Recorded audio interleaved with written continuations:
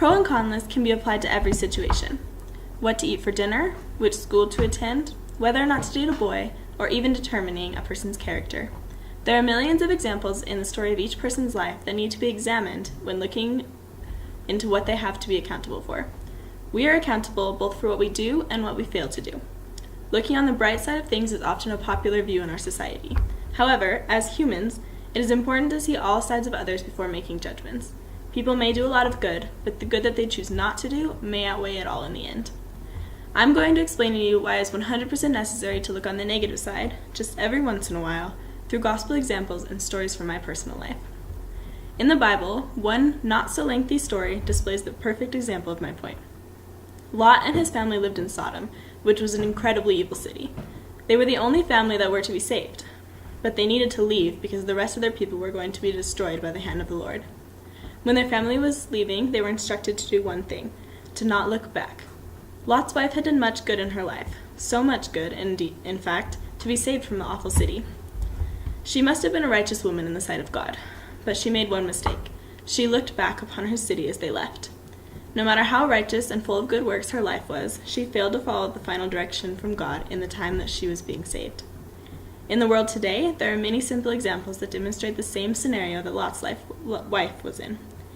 I had a friend in high school that thought she had found the boy who she was supposed to be with forever. She spent every minute with him, and there is no doubt in my mind that they were actually in love. He did so many good things for her over the years. He built her confidence, helped her through trials, and always made her smile. There was, however, a time when he cheated on her. Obviously, she was upset, but she immediately started throwing out excuses for him of why it was okay that he had done such a thing. She said it was only once, that they were having a hard time, and that he had done so much good for her that she could forgive and forget the pain that he had caused her at that time. Should my friend have forgiven him? I can't be the judge of that, but it is important to point out that she acknowledged the bad while remembering all the good that he had done over the years. She looked into both sides of him that she had seen and made her final decision based on the examples he had shown to her. These principles apply to each of us here today. I invite you to take a look at your decisions. Make a pro and con list of your life if you have to. Just try to find out if others will see you as coming out with more positives than negatives. Do you do the things you say you will? Are you honest at all times? Do you follow the advice which you give to others?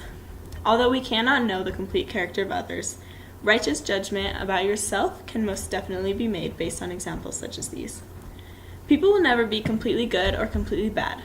There are two sides to each and every one of us, and the character which those two sides together make up is who we really are.